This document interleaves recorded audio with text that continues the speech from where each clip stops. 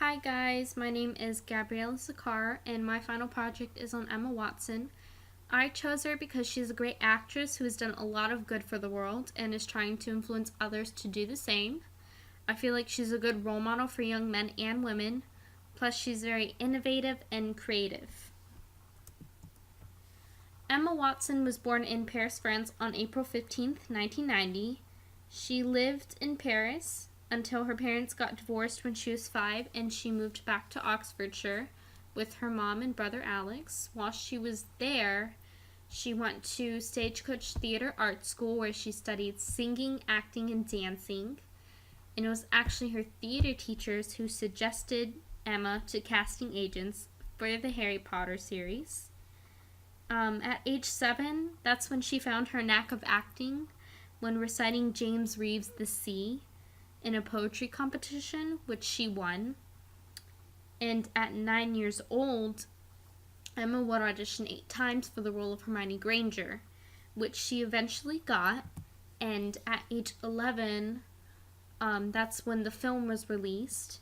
And her performance as Hermione Granger received critical praise and it established her status as a young film star. The film itself did very well because it grossed more than $974 million worldwide. It was nominated for 3 Academy Awards and 7 BAFTA Awards. She maintained her role as Hermione Granger throughout the years until the end of 2011, because that's when the films ended.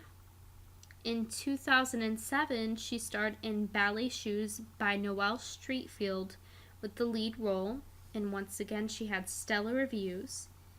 In 2008, she voiced the character of Princess P in The Tale of Despero, and many people will remember her from her Harry Potter character, but she doesn't want to let that define her. She wants to be seen as so much more.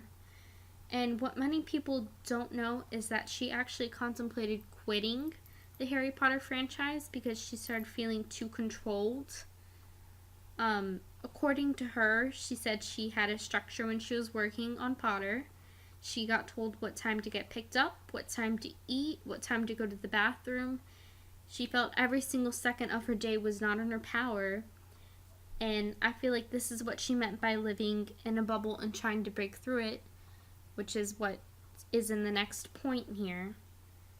And I think due to that influenced her to chop off her long hair into a pixie haircut, which she debuted in the premiere for the last Harry Potter movie. As time went on, she picked up more mature roles for her age, such as in The Perks of Being a Wallflower, Colonia, The Circle. One of her more famous roles was recently in 2017, and she played the character of Belle in the live adaptation movie of Beauty and the Beast. I think this role was really influential for a lot of girls to follow, and maybe even some guys too. Emma was actually asked to play Cinderella in the live adaptation of that movie. However, she turned down the role because she said she didn't feel like she related to the character as much as she relates to Belle. The role of Belle was influential to me because Belle's innovative, she knows what she wants. She takes care of herself and fights for what she wants. Emma actually had a lot of different features of Belle in the live adaptation movie because she wanted Belle to be a little bit different, more modern. So the Belle in the movie is more of a take charge. She's actually an inventor as well. As an actor growing up, she also went to school. On the set of Harry Potter, Emma Watson, Daniel Radcliffe, and Rupert Grint had 5 hours of schoolwork each day. She also took a high school equivalency exam and scored highly in each subject. And from 2011 to 2014, she also went to Brown University and got an English degree. But she did take a year off to finish the final 2 films for Harry Potter. And this next slide is just pictures of the Harry Potter franchise, of her growing up in the franchise, and then you have the pixie cut there too. As she was growing up, she also got a fashion sense, and she emerged as a fashionista. And her fashion sense would catch the eyes of a lot of major figures in the fashion industry. In 2009, she started working with People Tree. It's a fashion company that promotes fair trade. It's recognized as ethical and environmentally sustainable fashion, so it's eco-friendly clothes pretty much. She was also chosen as the face of Burberry in the fall and winter collection of 2009. And in 2010, she was chosen again for the spring and summer collection. And on the left of the picture, that's her modeling for Burberry. On the right is a Met Gala dress that she wore that's actually made out of recycled plastic bottles and threads of yams. In 2011, she was on the cover of July Vogue edition. She was also in a commercial for Lancome perfume. And Emma Watson actually came to Zadie for the celebrity collaboration, which that's also for sustainable clothes as well. She was also appointed as a UN Women Goodwill Ambassador, and she launched the He for She campaign as an ambassador. The campaign calls for men to join the fight for gender equality.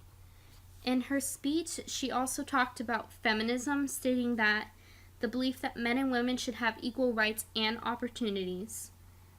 Her first country visit as an ambassador was to Uruguay, where she spoke about women's political participation. While she was there, she met with women's advocates from around the country and listened to their ideas on increasing women's voice for political platforms. She met with top ministers and government officials. She also took part in an event where women's rights activists submit signatures calling for an extension of the national quota law and gender parity in electoral lists.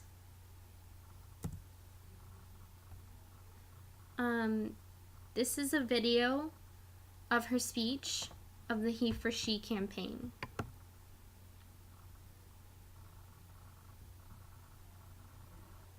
And if you want to watch the full video, I do have the link down there as well. But here's just a short clip.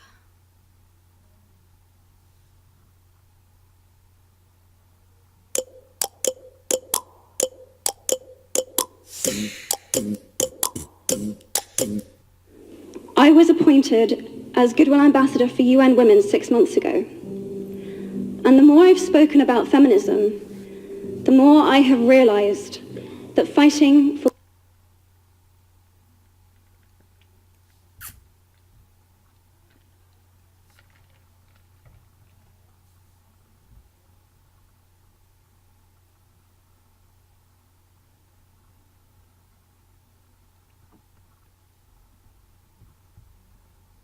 women's rights has too often become synonymous with man-hating. If there is one thing I know for certain, it is that this has to stop. I've seen men made fragile and insecure by a distorted sense of what constitutes male success. Men don't have the benefits of equality either. We don't often talk about men being imprisoned by gender stereotypes, but I can see that they are, and that when they are free, things will change for women as a natural consequence. If men don't have to be aggressive in order to be accepted, women won't feel compelled to be submissive. If men don't have to control, women won't have to be controlled. Both men and women should feel free to be sensitive. Both men and women should feel free to be strong. It is time that we all perceive gender on a spectrum instead of two sets of opposing ideals.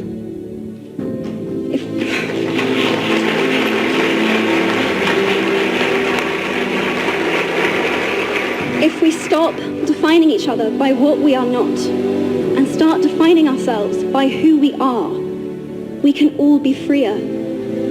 I want men to take up this mantle so that their daughters, sisters, and mothers can be free from prejudice, but also so that their sons have permission to be vulnerable and human too.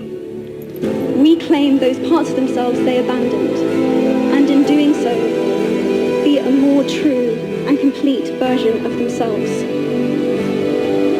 You might be thinking, who is this Harry Potter girl? And what is she doing speaking at the UN? And it's a really good question. I've been asking myself the same thing. All I know is that I care about this problem and I want to make it better. And having seen what I've seen and given the chance, I feel it is my responsibility to say something. Statesman Edmund Burke said, "All that is needed for the forces of evil to triumph is for good men and women to do nothing." In my nervousness for this speech and in my moments of doubt, I've told myself firmly, if not me, who? If not now, when?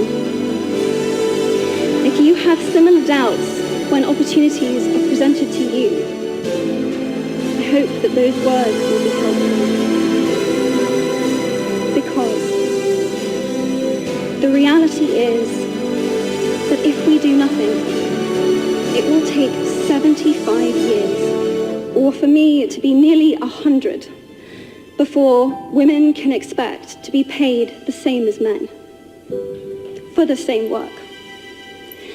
15.5 million girls will be married in the next 16 years as children.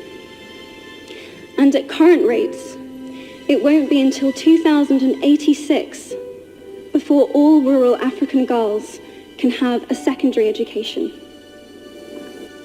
We are struggling for a uniting word, but the good news is that we have a uniting movement. It is called He for She. I am inviting you to step forward, to be seen, and to ask yourself, if not me, who? If not now, when? Thank you very, very much.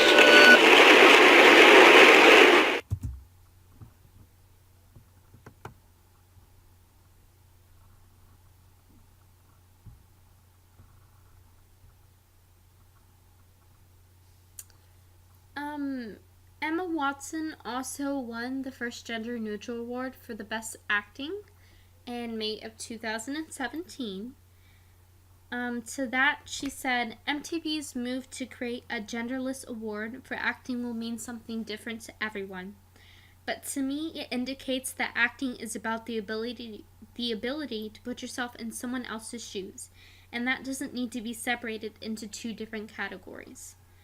She was also named the Feminist Celebrity of 2014 from the Miss Foundation for Women, and she took the top spot on the Ask Men for the top 99 outstanding women of 2015 list on the strength of having thrown her back into the women's rights issues.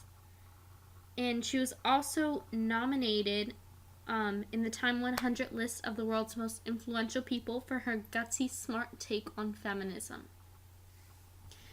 In 2016, she started a feminist Goodreads book club called Our Shared Self.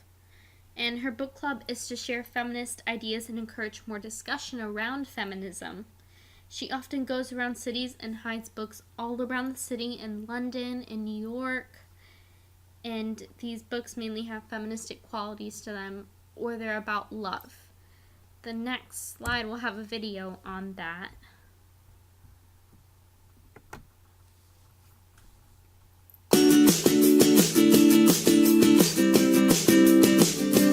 What are we doing now, Emma? We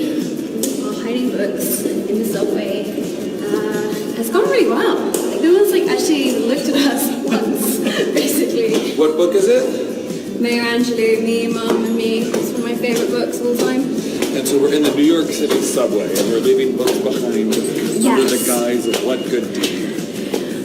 It's this amazing programme called Books on the Underground, and it was started by this amazing British lady in England. And the idea is just to kind of like make people love reading again and to spread the love, like random acts of kindness, I guess.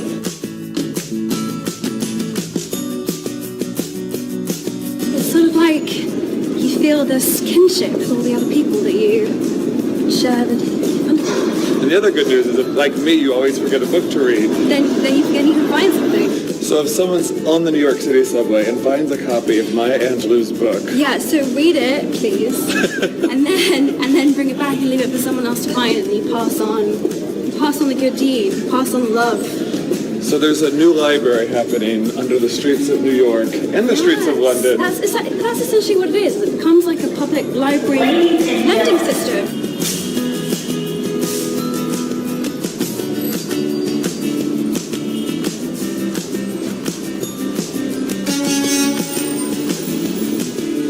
Last one?